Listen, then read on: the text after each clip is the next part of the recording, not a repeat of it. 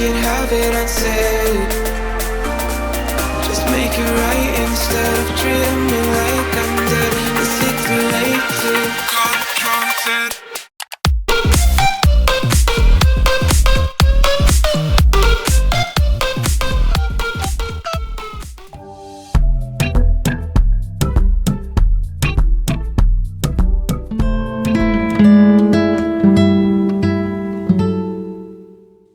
The night was dark, the moon a faint smudge on the velvet horizon. I stood at the window, staring out at the silent garden, feeling a familiar anger simmering within me. My husband, Jimin, was the reason for it all.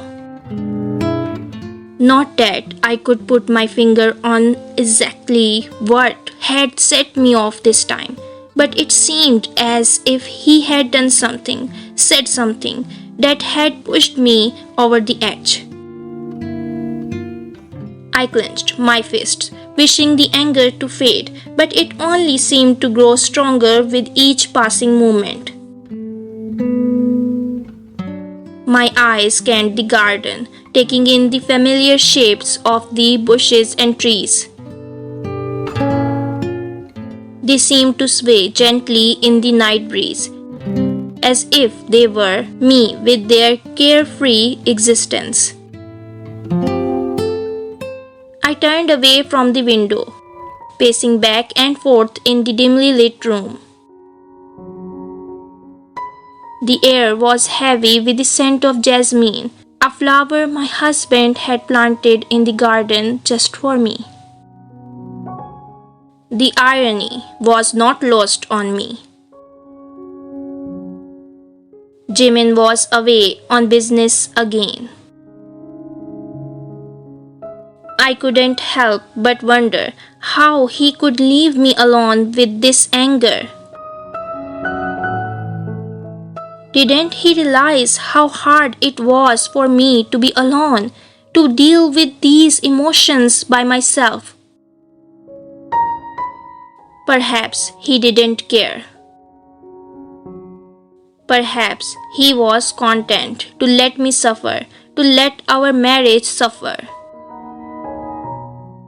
I stopped pacing and ran my hands through my hair, feeling the familiar weight of my wedding ring against my skin. I sat down on the edge of the bed, my heart racing. I knew I couldn't hold on to this anger, couldn't let it consume me. I took a deep breath, trying to calm my racing thoughts. Maybe I should talk to him about it, I thought. Possibly I might say something to assist us better understand each other. But even as I contemplated this, I knew deep down that it would be difficult, perhaps even impossible. The distance between us seemed to grow wider with each passing day.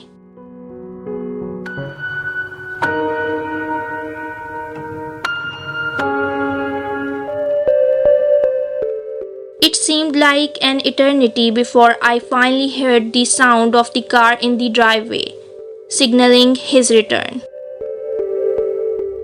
My stomach flipped as I realized he was home. I took one last look in the mirror, adjusting my hair and smoothing out my dress before walking slowly down the stairs. The lights were still off in the living room, and the house was silent. I wondered if he was even awake yet.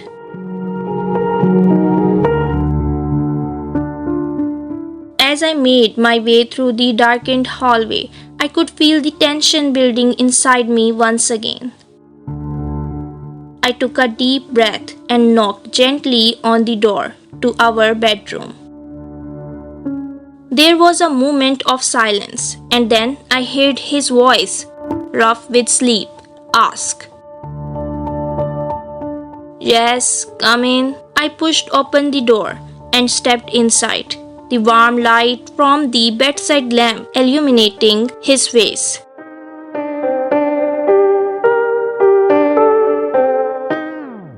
He looked exhausted, but I couldn't help but notice the smile that spread across his features as he saw me.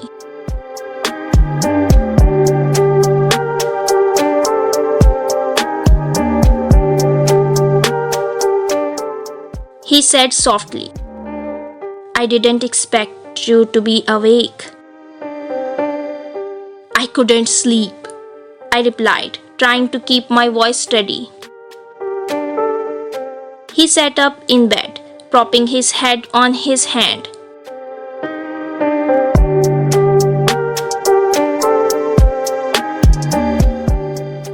"Is everything alright?" I took a deep breath, mustering up the courage to say what I needed to say. "No, I'm not alright. I'm angry and I need some space. I think it would be best if you sleep on the couch tonight." His eyebrows frowned in confusion.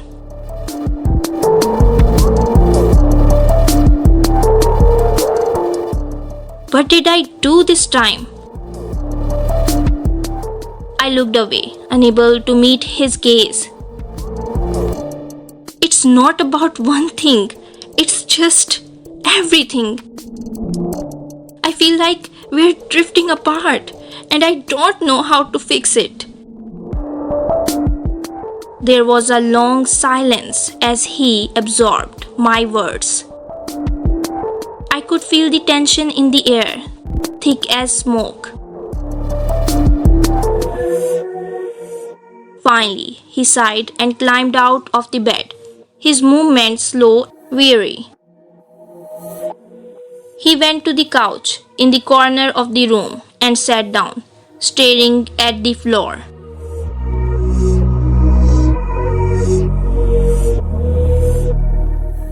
I didn't know what else to say, so I turned away and went back to the bed. I climbed under the covers, pretending to sleep but really just turning inward, trying to make sense of the emotions that were. I could feel his gaze on me, burning a hole through my back, but I didn't dare turn around.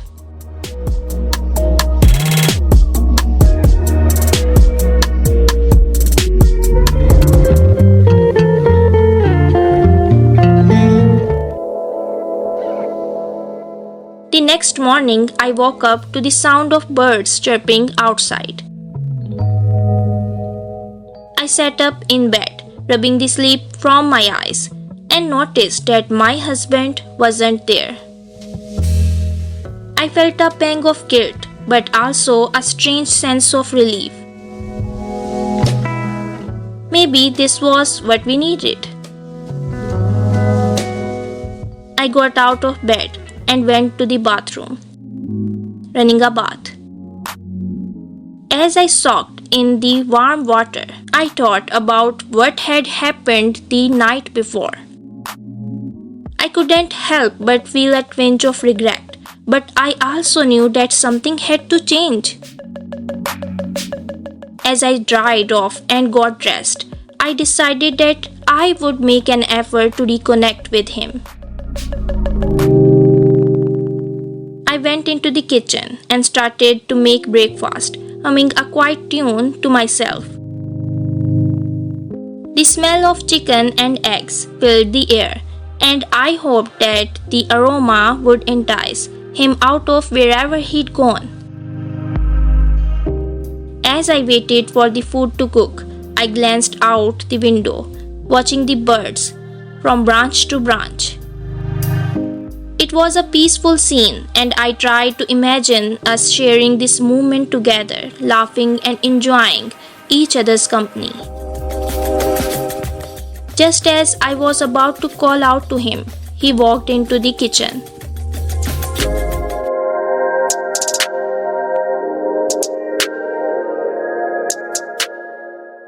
"You didn't have to make breakfast," he mumbled, taking a seat at the table. I set a plate in front of him and he hesitantly began to eat. The silence was heavy between us, but I didn't want to push him. As we ate, I tried to think of something to say, something that would break the tension. So I began, clearing my throat. I was thinking maybe we could plan a trip together, just the two of us, somewhere we've never been before. We could explore, have adventures, you know? He looked up at me, surprise etching itself across his features.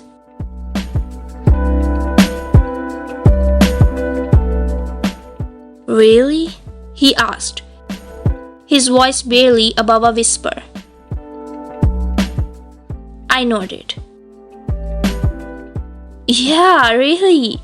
I think we could use some time away from everything, you know? Just us. But you know what I want? I want to. You.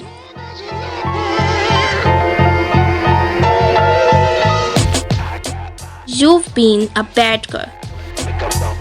And I want to make you feel it. His voice was low and throaty, sending a shiver down my spine. But he hesitated, his gaze flickering to mine. I also want to make it up to you, to show you how much I love you.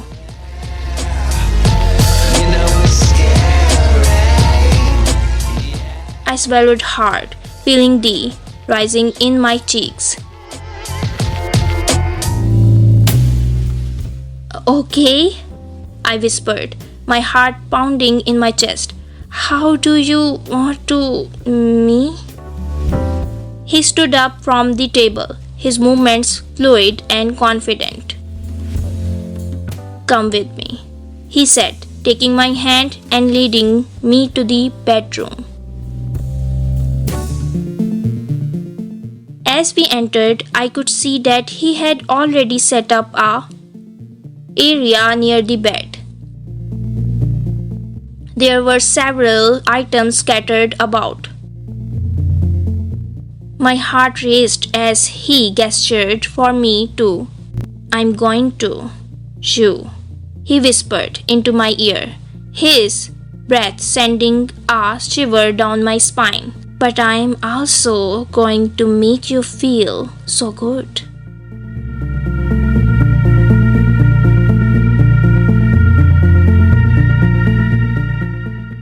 You're going to.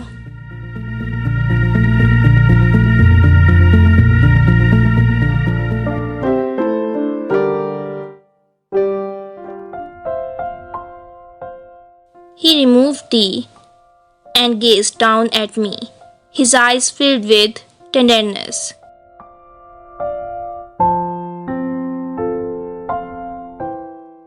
Are you okay? He asked, his voice gentle. I nodded, unable to speak past. That still crossed through my. I'm sorry for being too, he murmured. I just want you to know that I love you and that I would never hurt you on purpose. I wrapped my arms around him. I know, I managed to whisper. I love you too. He, me again, this time more passionately. You know, he said after a while, I've been thinking about us taking that trip.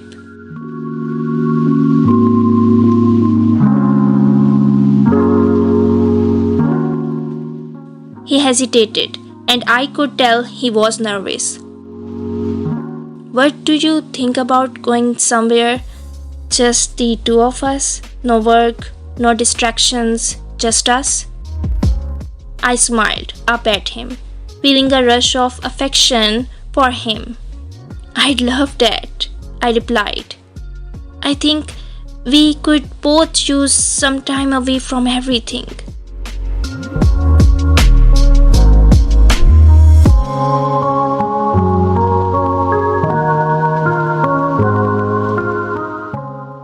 He smiled back, and it was the most beautiful thing I'd ever seen.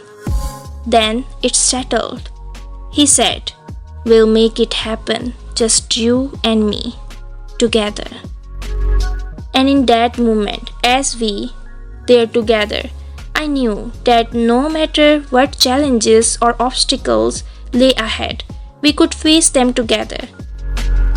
Because even in the midst of and pain, there was love. And love was the one thing that could make anything bearable.